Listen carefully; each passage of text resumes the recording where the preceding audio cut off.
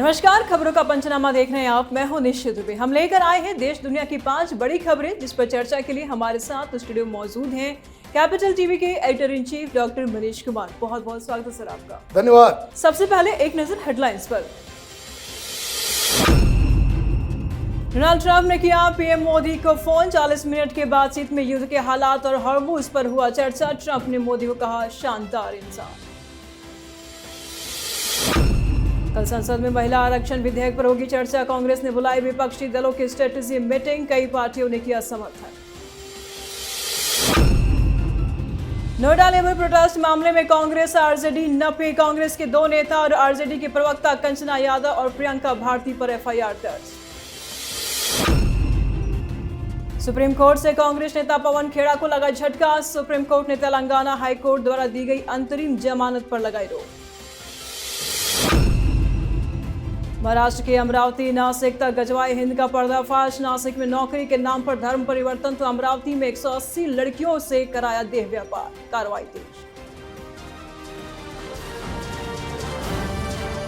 खबरों में सबसे पहले बात ट्रंप की। डोनाल्ड ट्रंप ने पीएम मोदी को फोन किया। लगभग 40 मिनट तक बातचीत चली। ट्रंप ने वेस्ट एशिया के बिगड़ते हालातों और स्ट्रेट ऑफ हॉर्मुज को खुला और सुरक्षित रखने पर जोर दिया, ताकि दुनिया भर में तेल और सामान की सप्लाई न रुके। बातचीत के दौरान ट्रंप ने मोदी को शानदार इंसान और अपना खास दोस्त बताया, जबकि मोदी ने भी भारत अमेरिका के स्ट्रेटेजिक पार्टनरशिप को और मजबूत करने का वादा किया। दोनों नेताओं ने रक्षा, तकनीक और व्यापार जैसे मुद्दों पर साथ मिलकर काम करने की अपनी पुरानी कमिटमेंट को दोहराया। वार के बीच ट्रंप को मोदी की याद आई। सर देखिए, गुरु मंत्र तो लेना ही पड़ेगा।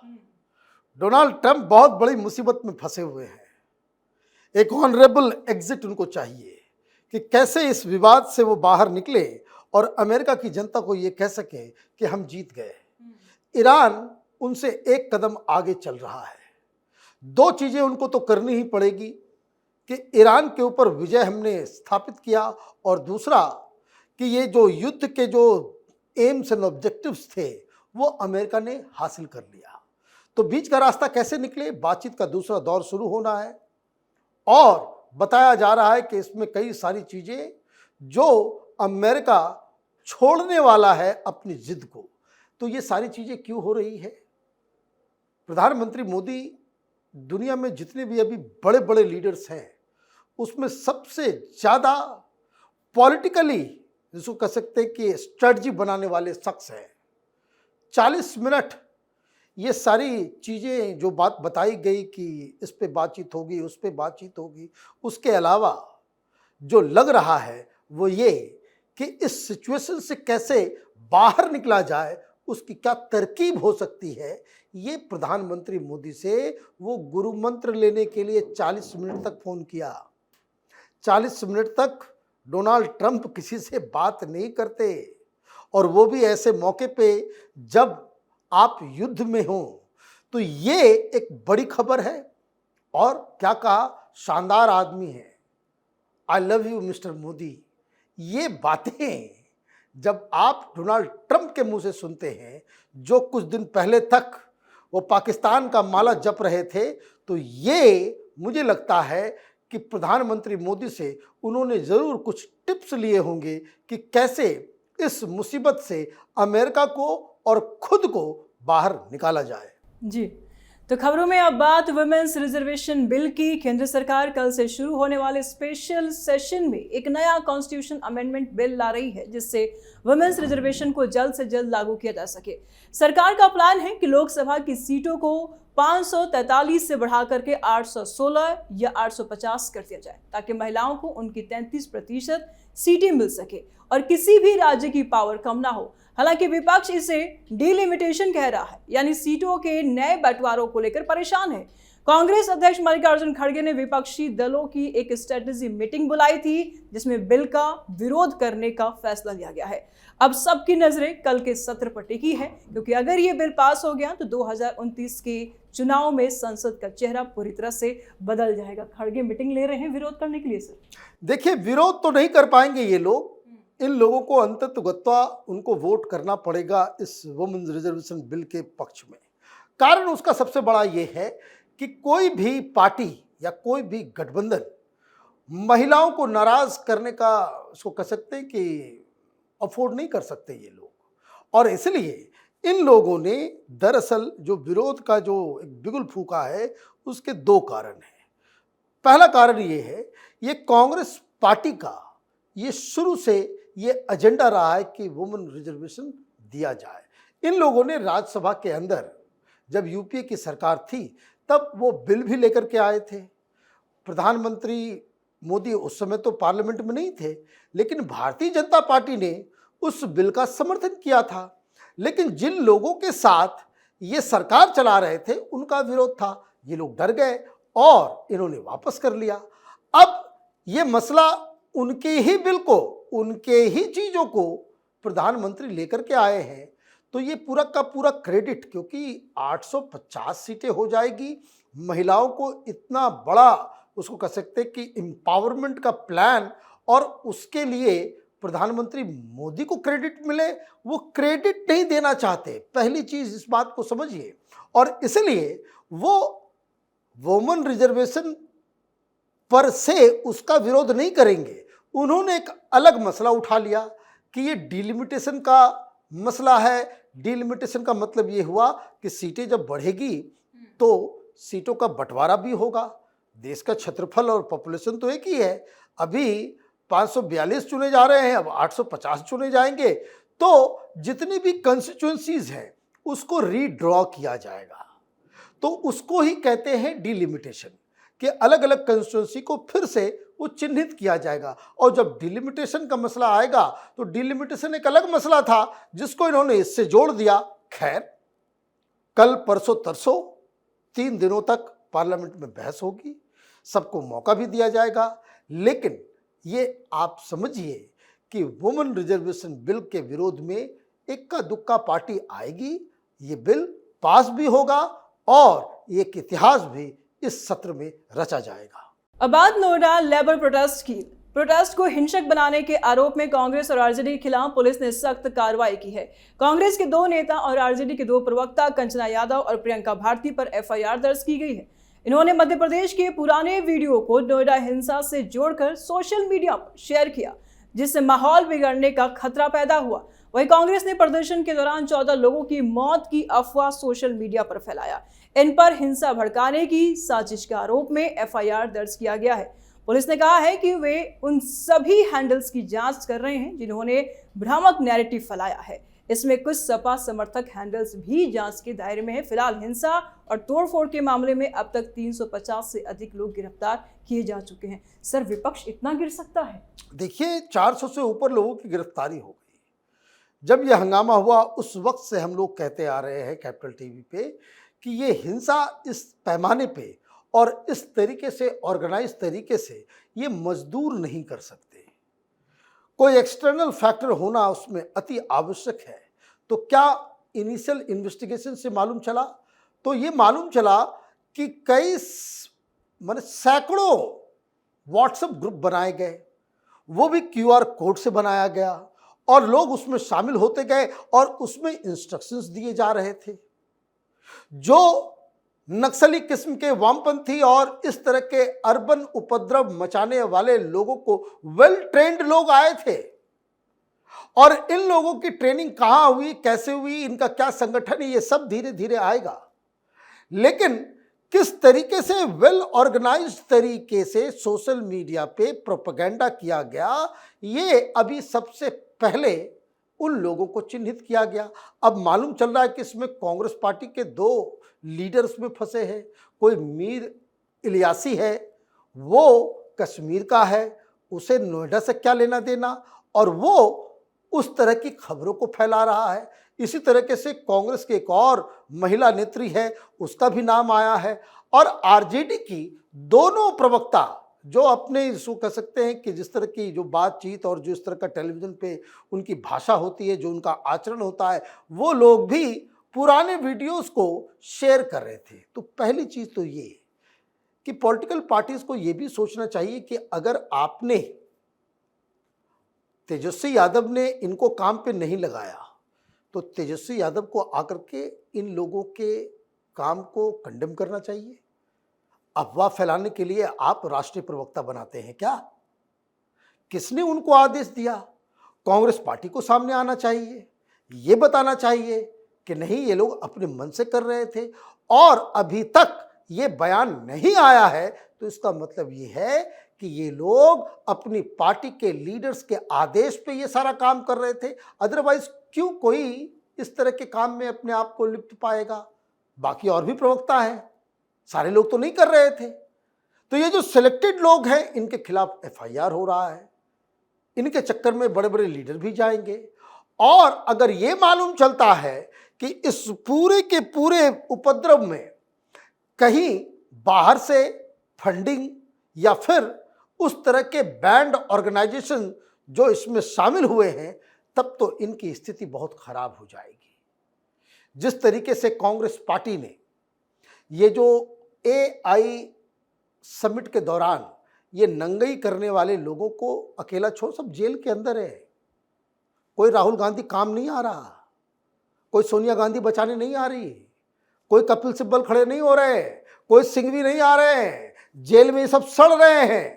तो इन लोगों को भी जेल में अब सड़ना पड़ेगा, क्योंकि जब पॉलिटिकल पार्टीज का नाम आएगा तो ये तेजस्वी यादव तो अपना पल्ला झाड़ के निकल लेंगे, ये राहुल गांधी निकल लेंगे, फंस जाएंगे इस तरह के नेता। इसलिए नेतागिरी अपनी जगह पे है, लेकिन ये नौशिक्षा वाला काम, बिल्कुल अमेच्योर टाइप से बिहेव करना, ये इनके लिए घातक साबित होने वाला है। जी, तो अब बात पवन खेड़ा की। सुप्रीम कोर्ट से कांग्रेस नेता पवन खेड़ा को तगड़ा झटका लगा है। सुप्रीम कोर्ट ने तेलंगाना हाई कोर्ट द्वारा दी गई अंतरिम अग्रिम जमानत पर रोक लगा दी है। अदालत ने साफ किया है कि अगर खेड़ा जमानत चाहते हैं तो उन्हें असम की अदालत का दरवाजा खटखटाना होगा। दरअसल असम के मुख्यमंत्री की पत्नी रिंकी भुइयां ने खेड़ा पर फर्जी पासपोर्ट के दावों को लेकर एफआईआर दर्ज कराई थी। गिरफ्तारी से बचने के लिए खेड़ा ने तेलंगाना हाई कोर्ट से अंतरिम जमानत ली थी। अब अगली सुनवाई 3 हफ्ते बाद होगी। क्या होगा सर खेड़ा का? देखिए आज क्या हुआ। खेड़ा साहब ने आरोप लगाया, असम पुलिस ने एफआईआर दर्ज किया, वो ढूंढते हुए दिल्ली पहुंची, वो यहां से भाग गए तो कहां पाए गए? तो अपना चेहरा छिपाते हुए कार में भागते हुए हैदराबाद में मिले। फिर इन्होंने एक लीगल अधिकार अपना इस्तेमाल किया और तेलंगाना हाई कोर्ट से अपने लिए एक इंटरिम बेल जो है, एंटिसिपेटरी बेल जो है, उन्होंने हासिल कर लिया। मतलब गिरफ्तारी नहीं होगी। आज जो सुप्रीम कोर्ट में हुआ है कि उस आदेश पे स्टे लगा दिया गया। मतलब ये कि जो गिरफ्तारी के खिलाफ कवच high court, Telangana high court ने इनको दिया था, वो गिर गया। मतलब कभी भी किसी भी वक्त असम पुलिस के हत्थे वो चढ़े, ये गिरफ्तार हो जाएंगे। पवन खेड़ा को घसीट के गुवाहाटी ले जाया जाएगा। ये आज के फैसले का सबसे पहला पॉइंट है। दूसरा जो बहुत ही इंपॉर्टेंट है वो ये कि वहां सवाल ये उठा कि भाई आपने आरोप लगाए गुवाहाटी, मतलब जगह इस क्राइम का जो आपने किया वो गुवाहाटी है, रहते आप दिल्ली में हैं, तो तेलंगाना हाई कोर्ट के पास क्या अख्तियार है कि वो आपको एंटिसिपेटरी बेल दे दे? तो मालूम चला कि उन्होंने जो वहाँ दस्तावेज दिया उसमें वहाँ अपनी पत्नी के घर का एड्रेस दिया और ये कहा कि हम यहीं के रहने वाले हैं। तो अगर आप यहाँ के रहने वाले हैं तब तो हो सकता है, लेकिन यहाँ एक गलती फिर से इन्होंने कर दिया। ये फर्जी दस्तावेज के चक्कर में डबल प्रॉब्लम में फंसे हैं पवन खेड़ा, क्योंकि उन्होंने आगे तो एड्रेस बता दिया, लेकिन जो आधार कार्ड है, आधार कार्ड में दिल्ली का है।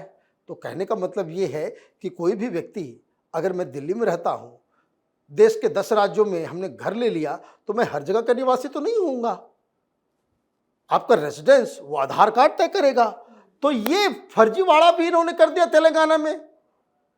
तो जैसा आपने कहा कि आई एम वेरी सरप्राइज्ड। अब 3 सप्ताह के बाद इस पे सुनवाई होगी, लेकिन तब तक के लिए उस आदेश पे स्टे लगा दिया गया है। हेमंत बिस्व शर्मा का जिस तरह का तेवर है, तो आप ये समझिए कि ये तो पुलिस वाले ढूंढ रहे होंगे कि कहाँ है पवन खेड़ा, क्योंकि सीएम ने कहा है कि इस पवन खेड़ा को पेड़ा बना दूंगा। तो पवन खेड़ा को पेड़ा बनाने के लिए असम की पुलिस ढूंढ रही होगी।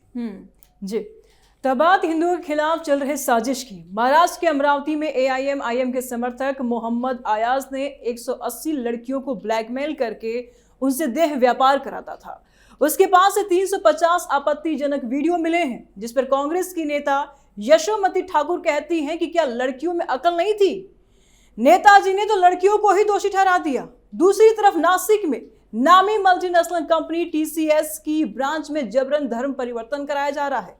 एचआर एग्जीक्यूटिव निदा खान ने मुस्लिम टीम लीडर के साथ मिलकर कई लोगों पर इस्लाम अपनाने के लिए दबाव बनाया। इतना ही नहीं, इस केस में मलेशिया के इमरान खान नाम के एक शख्स का नाम भी सामने आ रहा है। अब दोनों ही मामलों में आरोपियों की गिरफ्तारी के बाद पुलिस विदेशी फंडिंग की जांच भी कर रही है। ऐसे दिमकों के खिलाफ सर क्या कुछ कार्रवाई हो रही है? कुछ नहीं होगा। कार्रवाई क्या होगा? कोई कार्रवाई नहीं होगी।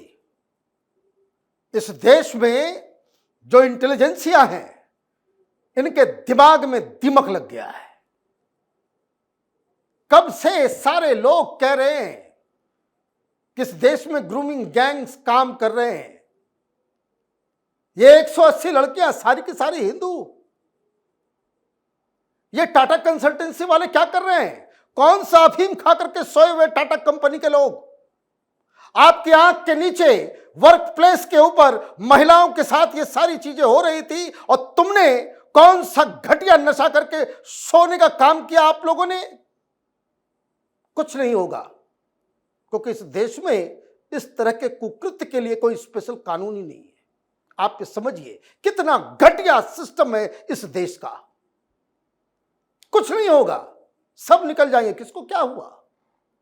कोई फिल्म बन जाती है केरला फाइल्स, ये खड़े हो जाते हैं, और ज्यादातर हिंदू खड़े हो जाते हैं। चुल्लू भर पानी कहीं है तो डूब मरो। आंख बंद कर लेने से रात नहीं हो जाती। आप अंधे हो जाओगे तो इसका मतलब यह नहीं कि दुनिया में कहीं रोशनी नहीं है। ये क्यों हो रहा है? और मैं आपको बता दूं, ये जो कोई निदा खान लड़की जो बाकी हिंदू लड़कियों को, भाई आपको इस तरह का सेक्सुअल एक्सप्लॉयटेशन करना है, आपको टारगेट करना है, आपको सिर्फ हिंदू लड़कियां मिलती है। It's a pattern. एक डॉक्टर साहिन पकड़ी गई, मेडिकल कॉलेज चल रहा था, जिहाद का अड्डा बना हुआ था, सारे लोग सो रहे थे। जब एक तार पकड़ाता है तो पूरा जो है पूरा साजिश जो है खुलता। अब ये पता कीजिए, ये डॉक्टर शाहीन जो थी और ये निदा खान, ये सब विदेशी एजेंसी के लिए काम कर रही है। बाहर से पैसा आता है, और जो लोग ये कहते हुए पाए जाएं कि भाई इसका किसी धर्म से लेना देना नहीं है, इसका किसी ऑर्गेनाइजेशन से लेना देना नहीं है, सबसे पहले आप अपने घर में ही ऐसे लोगों को घुसने मत दीजिए। यह हिंदू समाज के लिए एक इतनी बड़ी चुनौती है। घर के अंदर कोई इस तरह की बातें करता हुआ हो आए, घर से बाहर कीजिए, सोशल बायकॉट कीजिए। It is high time. अपनी बेटियों, अपनी बच्चियों, अपने घर की महिलाओं को सुरक्षित कीजिए। ये सेक्युलरिज्म का अफीम चाट लेने से ये समस्या खत्म नहीं होने वाला। ये आप इस घटना के बारे में सोच के अगर लोगों को जरा से भी चिंता नहीं हो रही है, और मुझे तो लग रहा है ये दो रवीश कुमार टाइप के जो लोग हैं उसको डिफेंड करने के लिए आ गए। ये टाटा वाले सुने, ये पैसे दे रहे हैं लोगों को कि टाटा का नाम मत आने दो।